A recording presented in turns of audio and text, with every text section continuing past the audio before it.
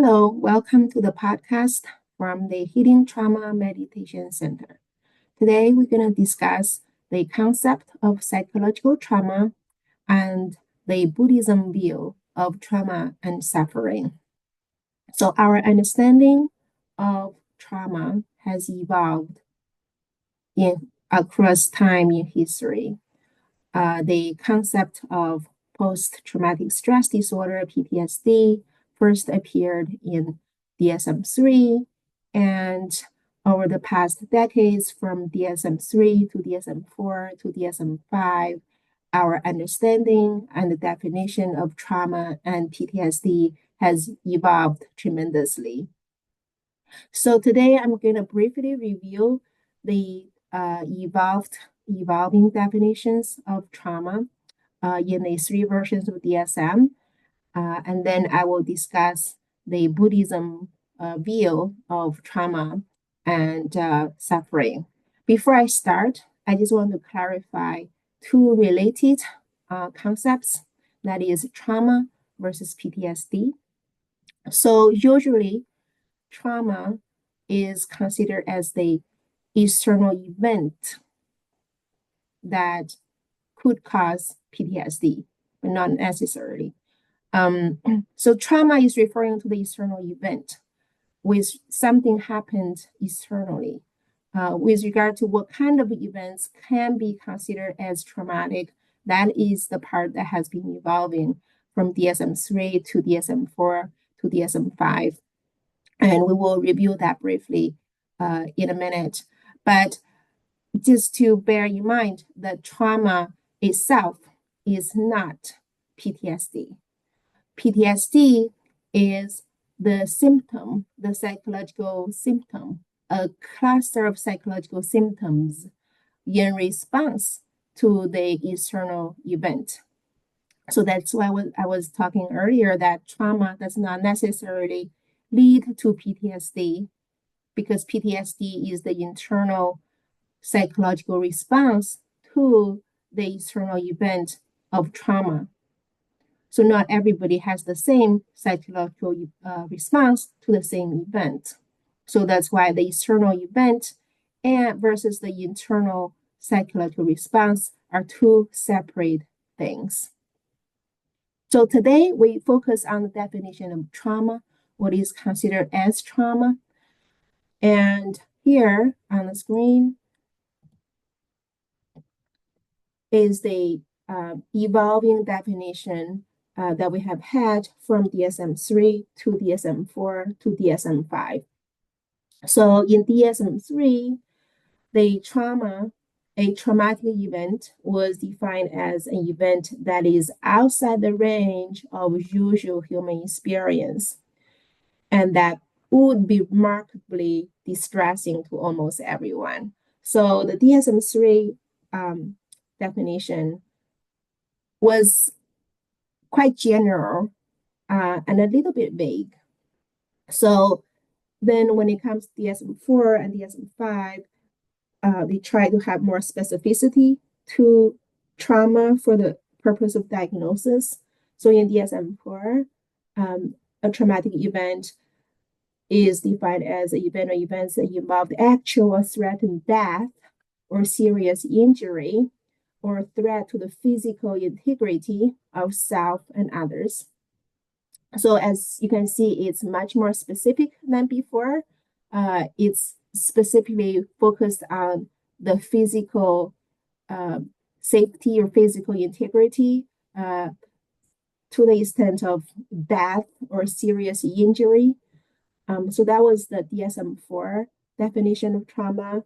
And again, this has been there has been a lot of criticism of how narrow this definition was.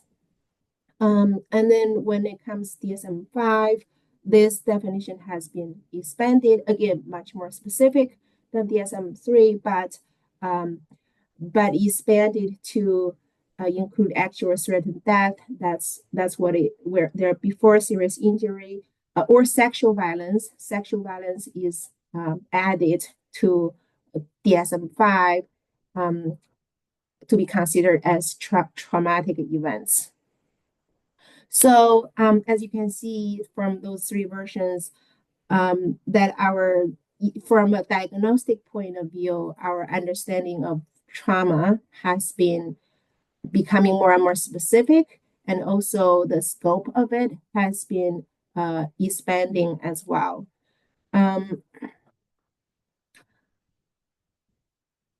And as I said earlier, so in order to be diagnosed with PTSD, in each version of the DSM, um, there there are criteria, a set of criteria. First of all, the person has to have exposure to trauma based on according to the definition of each version of the PTSD, however they defined it. Any of those kind of events, the cluster A requires that a exposure to that kind of event must have happened in order for somebody to be diagnosed with PTSD. And then follows a list of symptoms.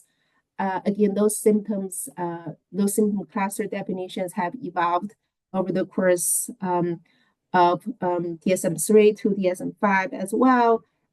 So what's shown here are the current symptom requirements for PTSD and DSM-5.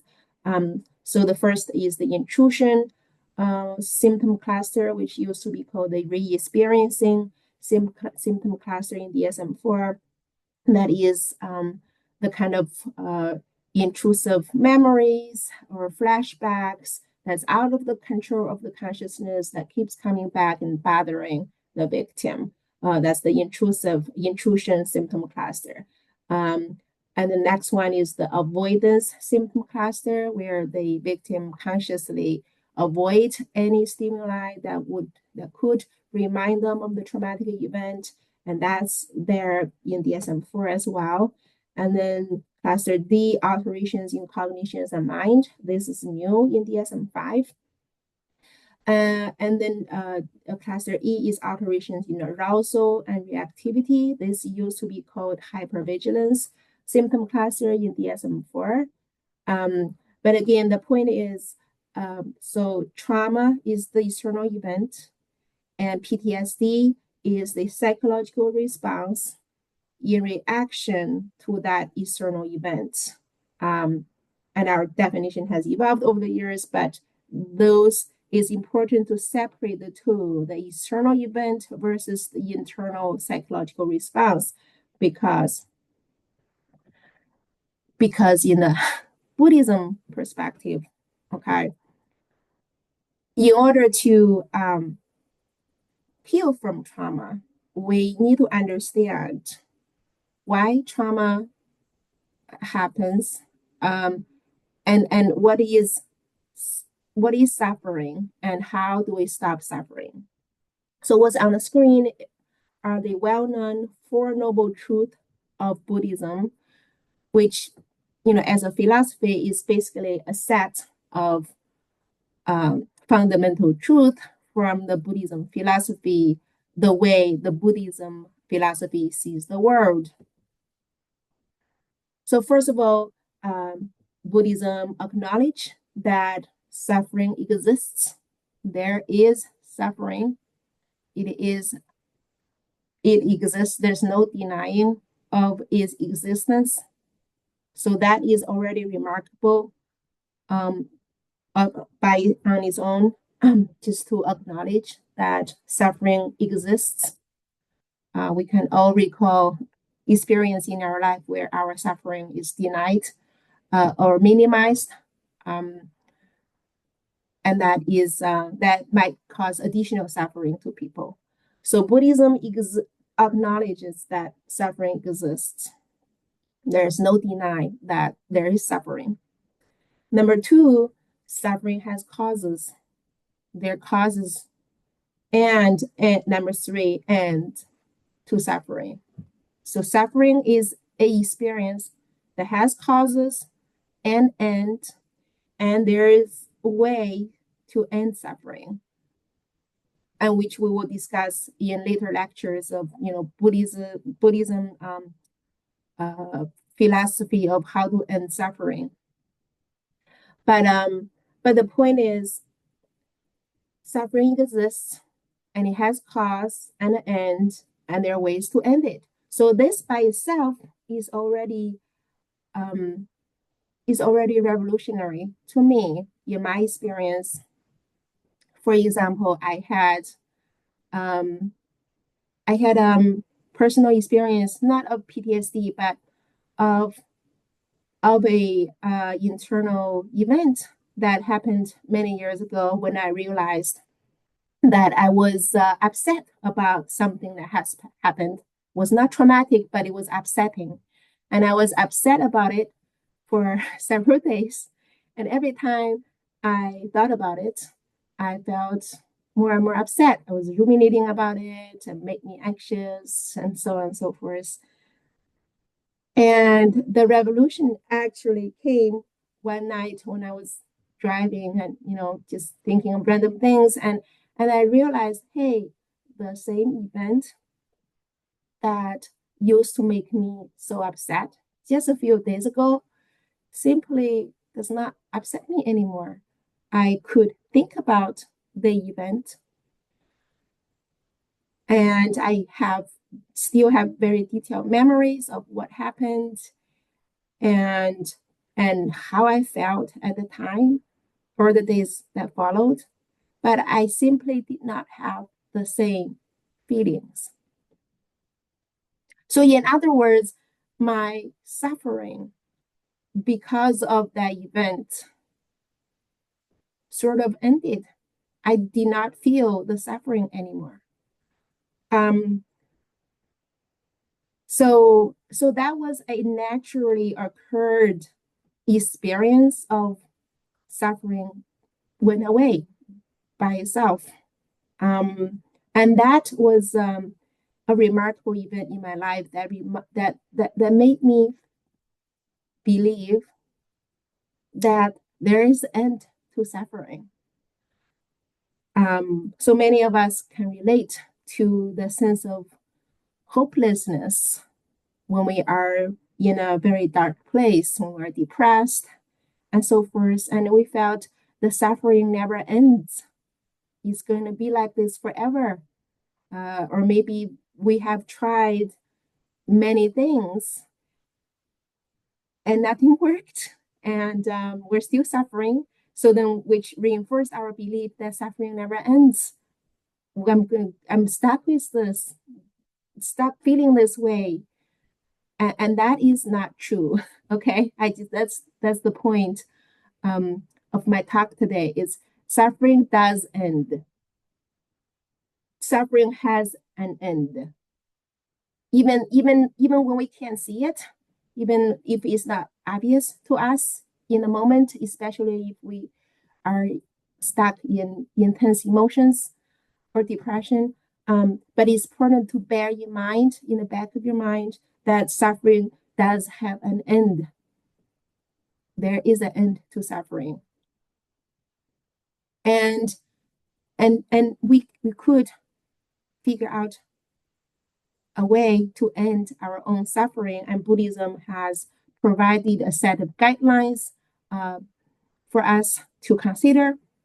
But the point is, I want you to remember that suffering has a cause, which is, as we talked at the beginning of the lecture, the traumatic events, for example, or the distressing events, which are external, okay?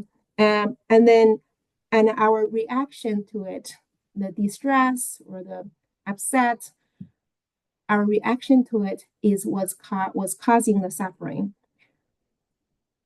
And our reaction to the external events, in a way, is up to us.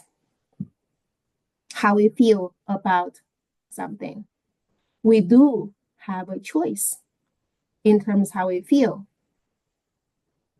We do have a choice, even though it may not feel like we have a choice in terms of how we feel about things. And a lot of our feelings come up sort of automatically. But I want to remind you that we do have a choice. We do have a choice in our emotional response to external stimuli. And once we realize that we have a choice in terms of how we feel, we can decide how we feel. I can decide to feel upset about that unpleasant event, or I can feel to stop feeling upset. I can decide to stop feeling upset about that event. Or I could have experienced upset, automatically without consciously making a choice for many, many days. But anytime after that, I can make a decision, a conscious decision to feel differently, even if something that has bothered me for many, many years, I can decide now, right now, at this moment, that I want to feel different about it. I'm going to make a conscious decision to feel differently, to have a different emotional response to that event, or to the feelings that I have been feeling. We could have feelings of our feelings too, and we have a choice in terms of how we feel about our feelings as well. I don't have to judge myself for having felt bad about something that happened many years ago. I don't have to. I don't have to judge myself. Again, I have a choice to decide what I want to feel and how I want to feel at each moment. Even if we made the conscious or unconscious decision to feel something that felt very bad, we can decide to feel differently now, any moment in the future. Starting from now, we can decide to feel differently. So that's the scope of today's talk, which is focused on the separation between the external event, the traumatic event, which is an external stimuli, versus our internal psychological response to the external event, which is what's causing suffering. So in a way, suffering is a subjective experience. Suffering is a subjective experience in reaction to the external objective event. And because it's subjective, we do have a choice in terms of our emotional reaction to the external event. We'll talk more in future episodes about what are the Buddhism ways to end suffering and how do they relate to our modern life. So stay tuned. Please subscribe to our channel. And this is the podcast from the Healing Trauma Meditation Center. And we'll see you again soon.